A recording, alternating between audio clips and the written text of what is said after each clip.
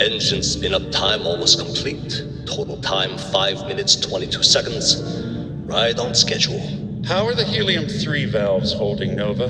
We double-checked the leakage concerns this morning before the launch. All signs green. Any changes to the calculation sequence from Voltaire? No changes since we uploaded the last figures yesterday. It's a clean shot from here to Jupiter. One day the computer will be on board the spaceship. Just imagine that. One miracle of science at a time, Canaveral. Counting down in 5, 4, 3, 2, 1.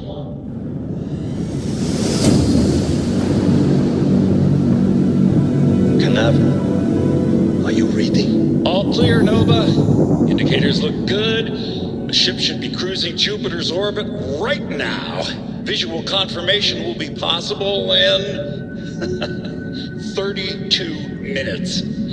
Afraid the speed of light is on the slow side these days.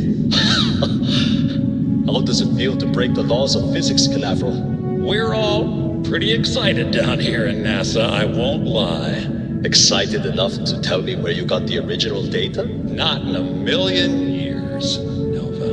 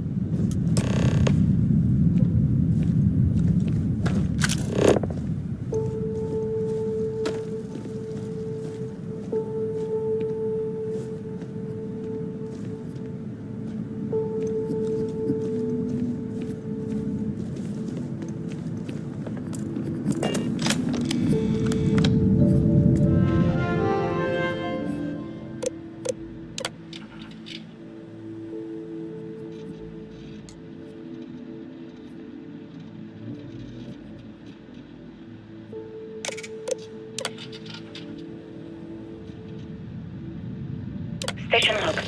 Dr. Judith Tatien. The recent delivery from Mars is unsettling. I was expecting rock samples or maybe fossils of microbial life. Instead, Dr. Victor Isa comes with 2 members of the military. Everything they've brought back is under wraps. What could a theoretical physicist need with a sample from Mars?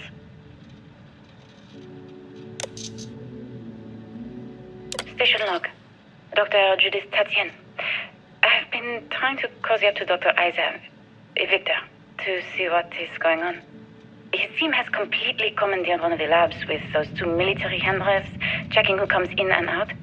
I joked that maybe he found a little gray man and was doing an autopsy, and he grew very pale. 2 days later, he sends me a request asking for more information on my background in materials science, metallurgical engineering. Oh, we have a meeting tomorrow. I think I'm being invited into the lab. Station log. Dr. Judith Tatien. I have never been so nervous since I defended my dissertation. 4 hours talking to Victor and his team about theoretical metals, atomic bonding, even a half-hour divergence into magnetism that I'm pretty sure was to throw me off the trail of what we were actually talking about. Then, I got to see the lab. I don't know how much I should say, but the periodic table just got thrown out the window.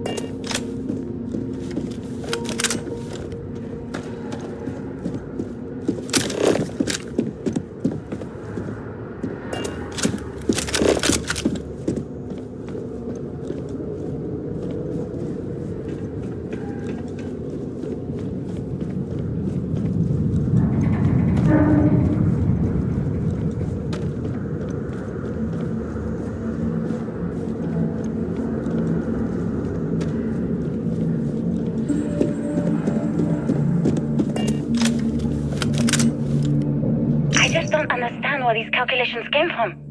There's something wrong with the math? I think it's quite straightforward. That's not what I'm asking. We've had no success extracting even a sample of material from the object. No explanation for the gravitational effects, no motion graph to explain its harmonic frequencies. I can't even establish a melting point. Judith. But you've had me building these prototype colliders for months. And now you want me to pump helium-3 into it based on this equation you've written on a goddamn napkin? I just need you to trust me. I have been trusting you. We keep slamming our heads against a brick wall, getting nothing. And you keep coming up with something new to try. Like, you know what's going to happen. Where are you getting your information, Victor? I'm sorry, Judith. Look, not here, okay? Somewhere off base. I'll tell you everything. But I'm not lying, okay? We're going to discover something important here. I promise.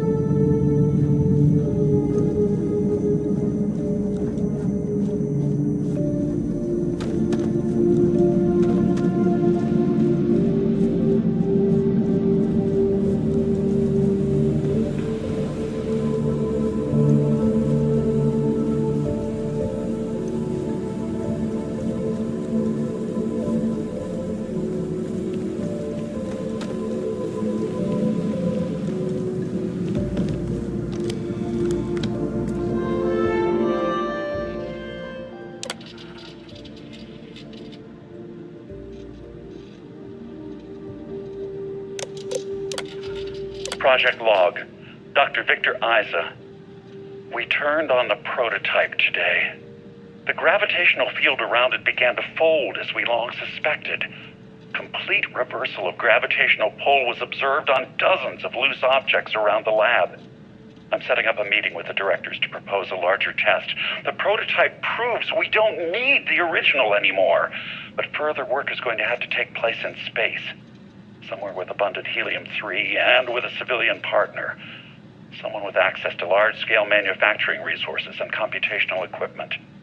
Engineering gravitational folds pulling the far side of the solar system closer to us, it's all going to be possible. Project Log, Dr. Judith Tatian. I watched the gravjet tests from the moon today. It was the first time we were able to talk to the team at Nova Galactic directly. So many things were under wraps before, but now everyone wants all the publicity they can get. I'm already seeing proposals for manufacturing hundreds of drives, expeditions to Alpha Centauri and beyond. It's also overwhelming and worrying. It could take years, decades, before we know what all the side effects of operating a grav drive can be. But no one wants to hear that right now. Like a bunch of pioneers racing towards the edges of the frontier without knowing about the grizzly bears in the mountains.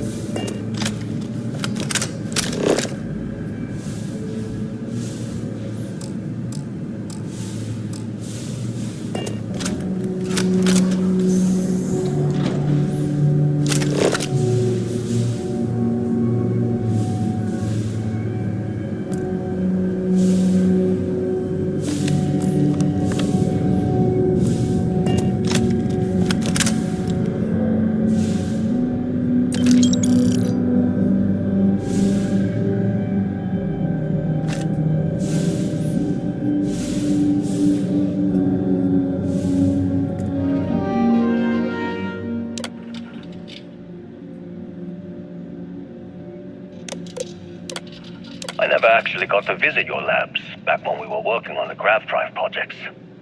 Seems like ancient history now. Only thing we're doing these days is launching weather satellites. Guess this is as good a retirement as any. Now, Project Demeter, you want our help manufacturing scanners to better track these new meteorological patterns we're seeing. Our guess is that the poles might be naturally shifting, causing some gravitational fluctuations that are throwing off our old models. Why do you need the scanning tolerances to be so small? What are you trying to find? I just want to be sure. It's not like we're doing much these days anyway. The glory days are over. Why not give ourselves a challenge before they write us off in the history books?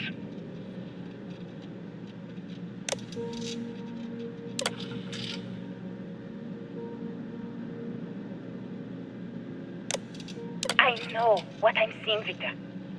The data coming back from the satellites is very clear. It's the grav drives. All those jumps from the moon. At this rate, Earth's atmosphere is going to start sputtering out into space. Can the drives be fixed? I'm working on some designs that should discreetly solve the problem, under the guise of an emergency update to the fueling pumps. We're talking about the end of Earth, and you're trying to be subtle about it. Judith, the last thing we need is people losing faith in grav drive technology. That might be our only option. To what? Are you seriously saying we should abandon Earth? The timeline is under 50 years. A blink of an eye for a planet, but more than enough time for a human exodus. And what do we tell people? We say it's an act of God, one that science has found a solution for. Time for humanity to take its place in the stars. You knew, didn't you? You lied to me. All this time, I dedicated my life to this discovery, Victor. And you knew we were going to kill off our planet? You haven't seen the future I've seen. There's an infinite expanse of promise out there. A meteor could have hit Earth, a plague, another world war. Colonizing other galaxies secures humanity's future for all coming generations, across all time. At the expense of our home. Stop it, both of you! All that matters is building enough ships to get everyone off this planet. And we need to start now. I'll draft up a statement.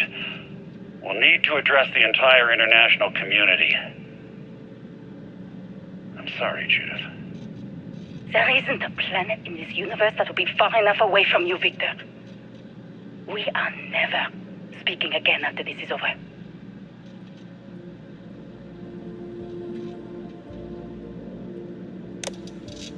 My name is Dr. Victor Isa. And if you're listening to this, then you probably already know the truth. I was young when I first headed the retrieval team of an odd gravitational anomaly on Mars. But I kept what really happened that day hidden from everyone except one other person. Even she didn't believe me at first. But I have no reason to lie to anyone now, so I hope you'll accept this confession, whoever you are. When I touched the anomaly, I experienced 12 days of lost time. I met myself. He told me everything that has since come true. The grav drive equations, the tests on the moon, Earth's atmosphere sputtering away because of what we had done. But he also told me about a city thriving on a planet orbiting a distant star. Human culture, art, music, lifestyles evolving and shining brightly across all of space. What price would I be willing to pay for that future? Maybe you don't believe me. Maybe Judith was right and I'm just a coward who wants to believe his mistakes were justified. But everyone has forgotten about the real origins of the grav drive, this artifact from Mars. I hope you make better use of it than I did.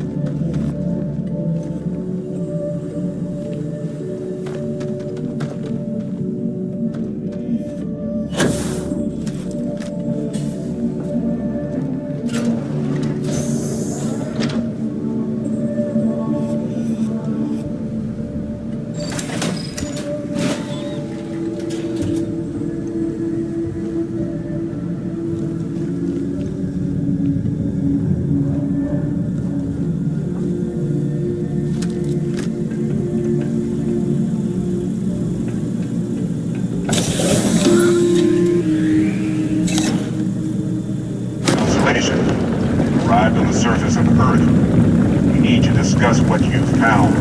And it looks like other Starborn got here before us. So, you might have company.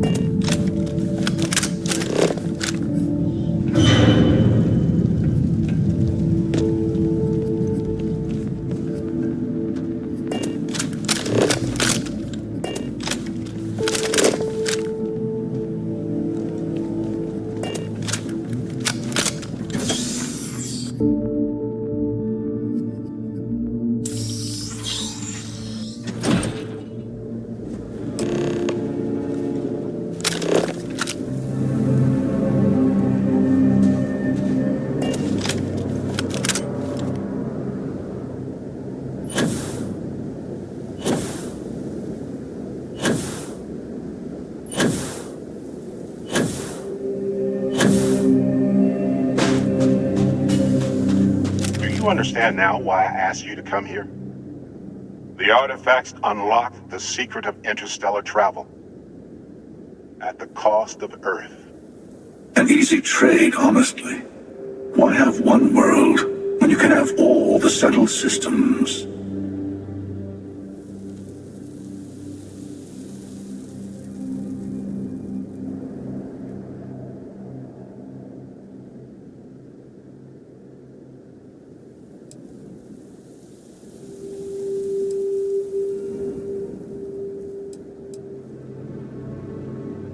Assuming we weren't going to lose it anyway.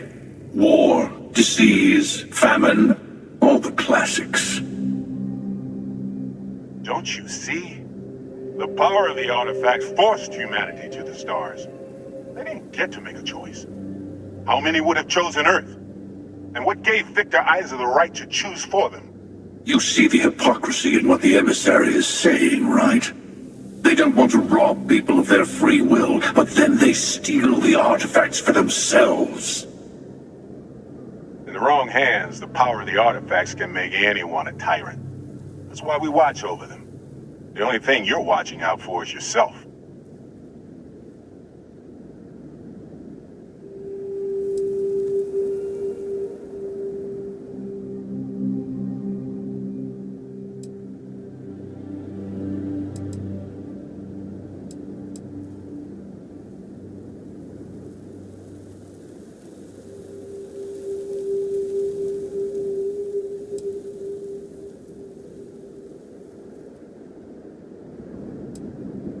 Join me, old friend. We can collect the final pieces together. Oh, no, you don't. You're not his old friend, remember? You're from another universe. Don't try to manipulate him. Okay. I couldn't win you over on philosophy. How about pragmatism? I'm more powerful than the emissary. Than any other Starborn.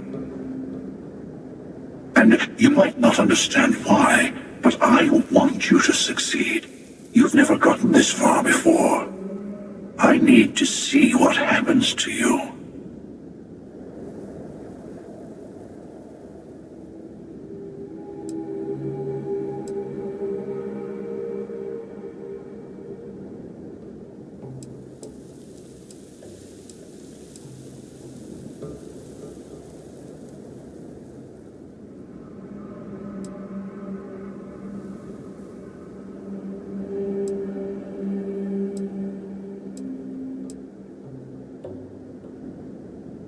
Thank you. Well, can't say I didn't try. We'll settle this at the usual place. The buried temple. We'll be there. You're lucky I'm a man of my word. I'll see you there. Stay for a moment. You must have questions about what happens next. There's always a final artifact in a specific temple. The Hunter and I agreed that whoever you sided with, the other would wait there. Expect anything and everything. Other Starborn, human mercenaries and defenses, alien creatures under mind control. It's all fair game.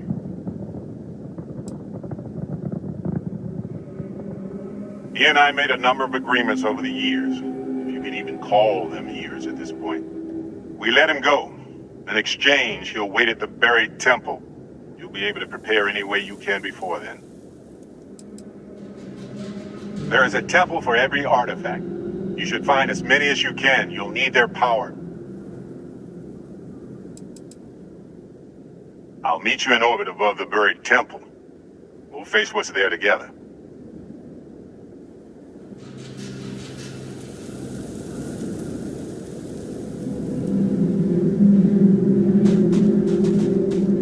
Tell me what you need.